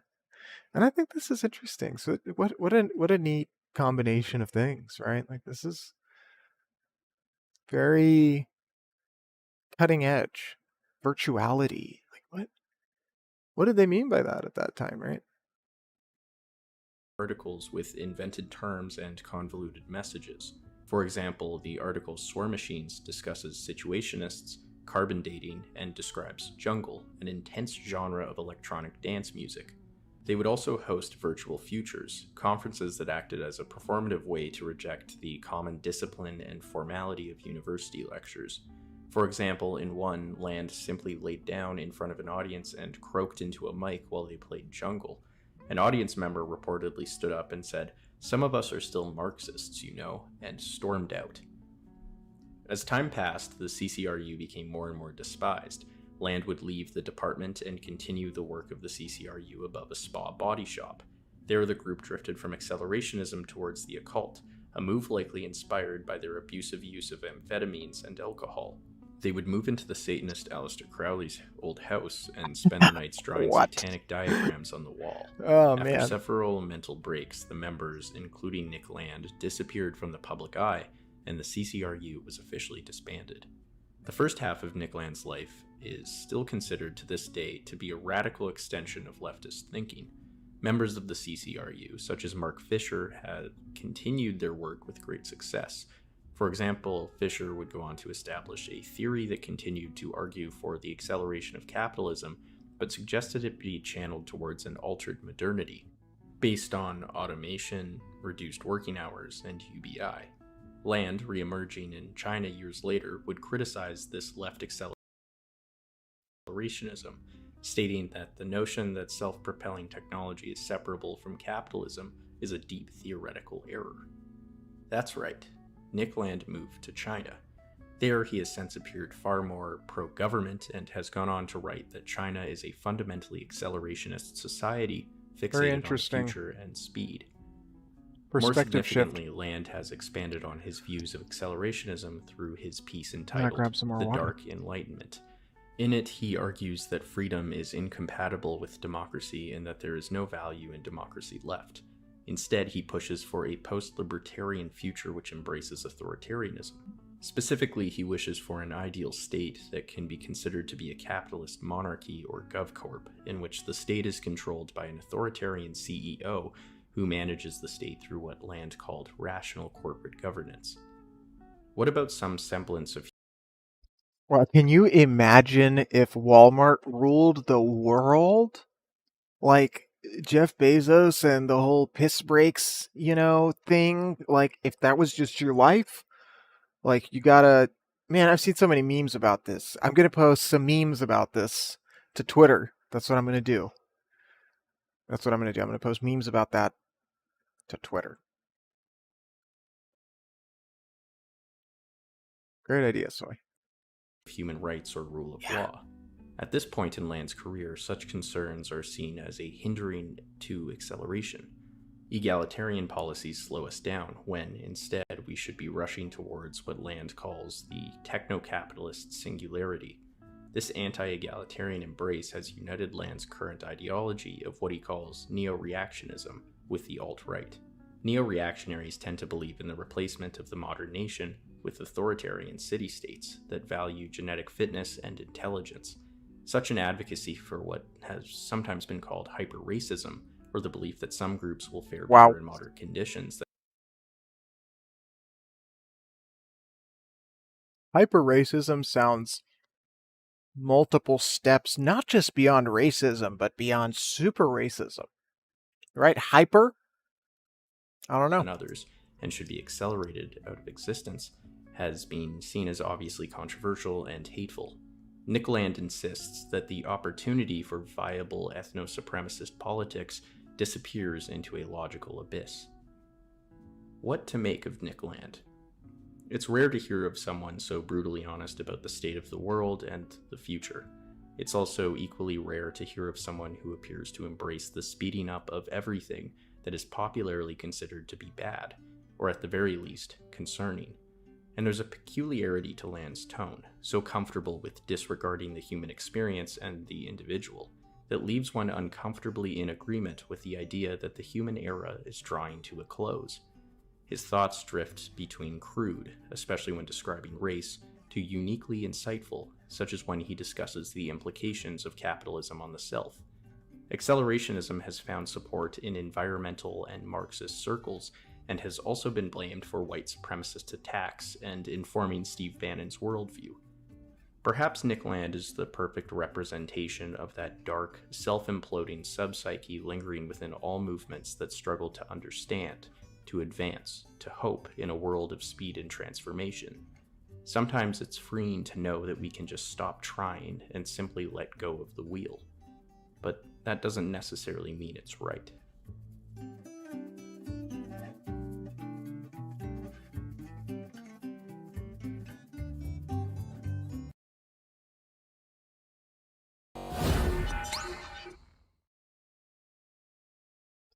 Wow.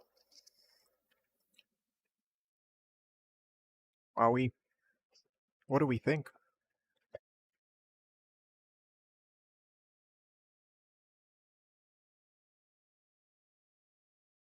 So,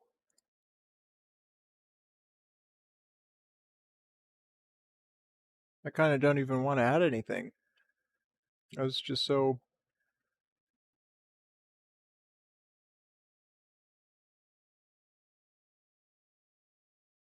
Yeah.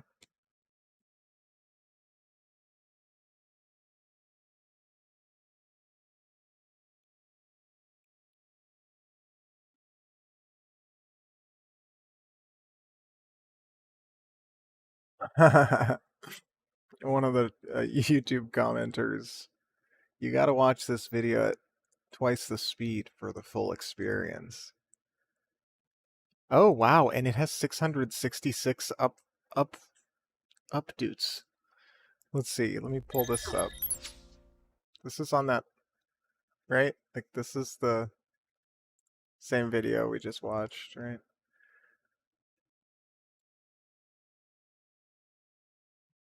And then Satanist Aleister Crowley. Coincidence? 18 replies minus 3 months. That's 15. 1 plus 5 is 6. Boom, 6. 3 sixes. 3 times 2 is 6. 6, 6, 6. Yeah. Yeah. Were we switching back to this? Oh, I sure think so. So yeah, that's let's see here. All I had on that. Yeah, that's a discussion.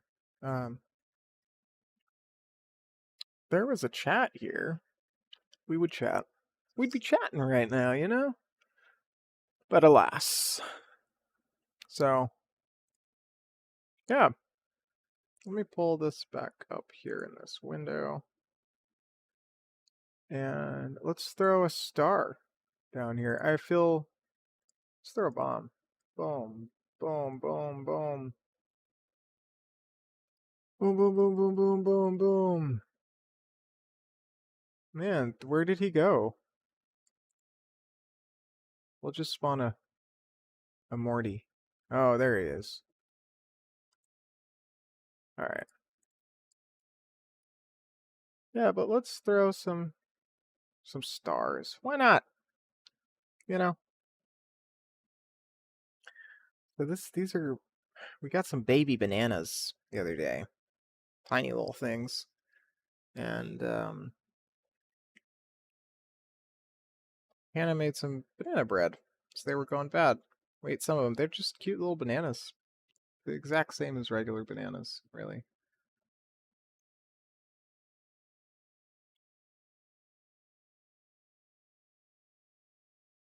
Let's see. Let's play another game here. And then I will probably head off so I can get some sleep before work. Because work is very soon here. Coming up. I'm gonna wear this headset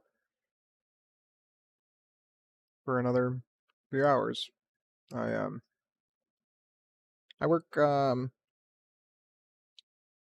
a quality assurance customer satisfaction department for a company that does a number of things, but one of the things that they offer is surveys, home care surveys, to home care agencies, clients, and caregivers alike.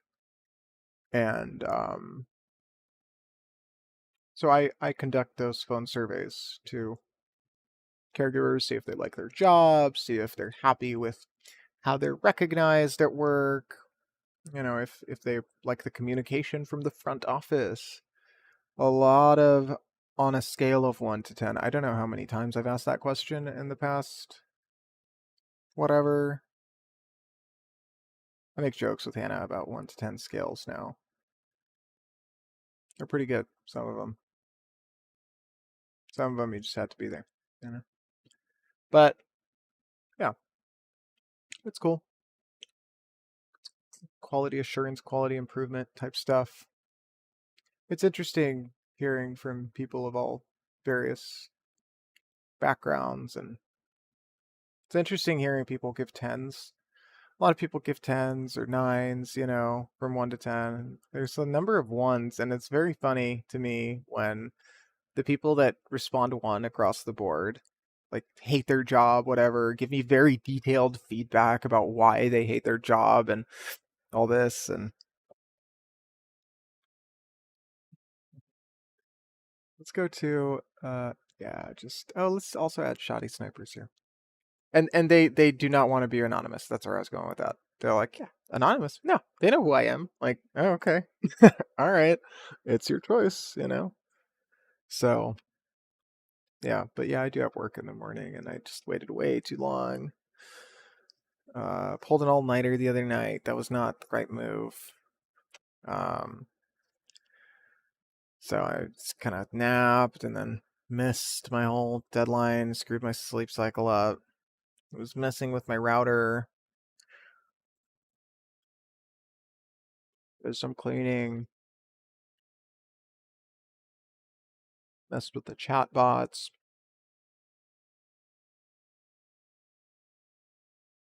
Set up a Facebook ad campaign. Just the whole shebang, if you will.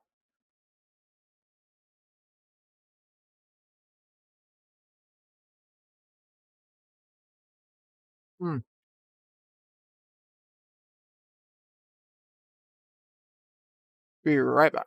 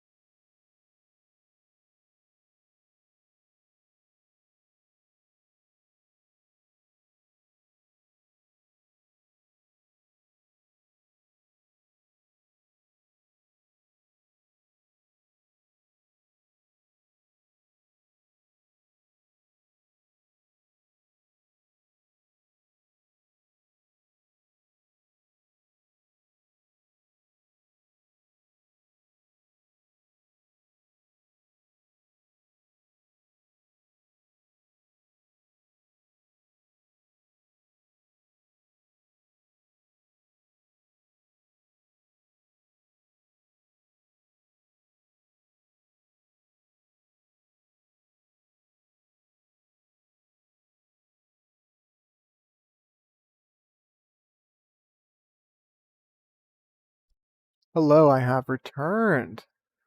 So let's go back to this in-game thing here. Feel like I'm... Oops. Got him. Got him.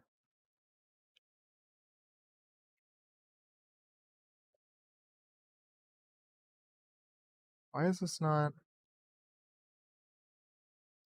Whoa. No.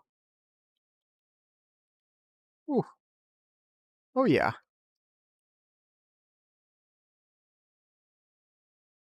So yeah, I think I'm all talked out. I'm probably not a very good host right now. I'm just like 6 in the morning. I'm tired. I tried my best.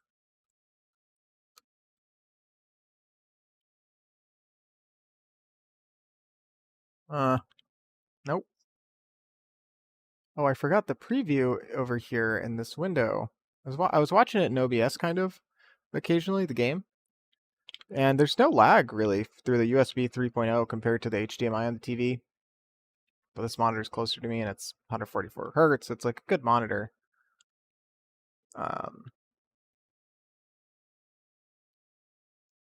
Okay, what am I doing? Wow.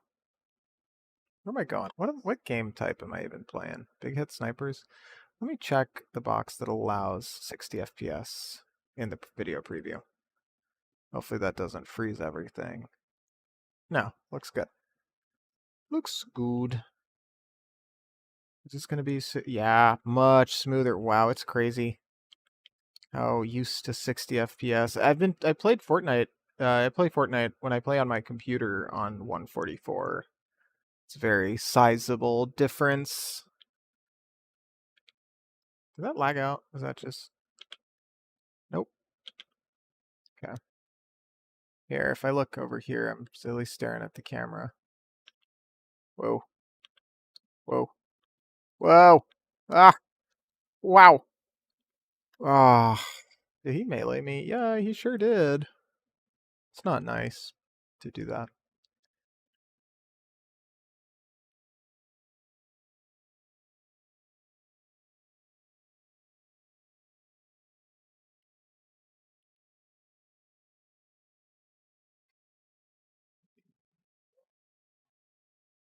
Ooh, nice. Look at that headshot.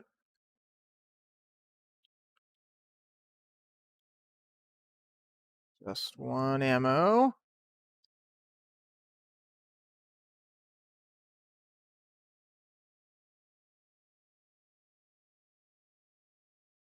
Oh, going left or going right? Is there even a left? Yeah, no. I do not know this map that well, apparently.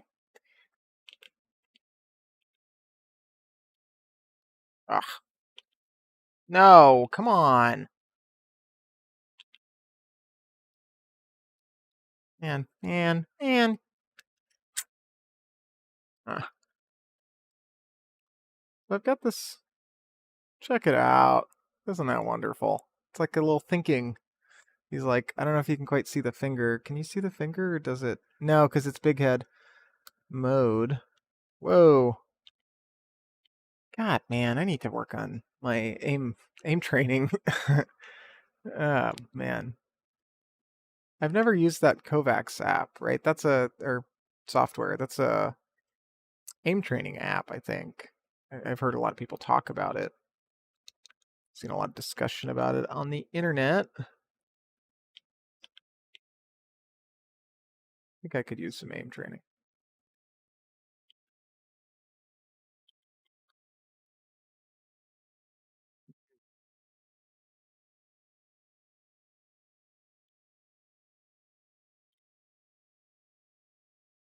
Not Heist. I think that's a bot. I think I've seen that player multiple times before. It's hard to say though, because the Splitgate population active player base has decreased significantly. I started playing when the big boom happened, and I don't know, everyone just left. Like 90% user base down since then.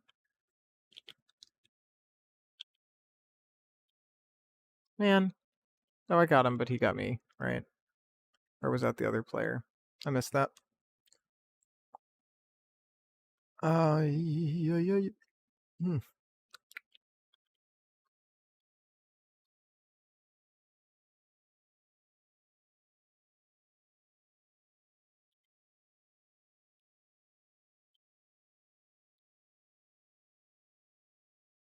Nice.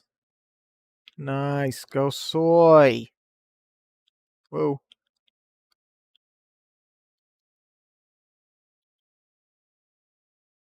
Nice.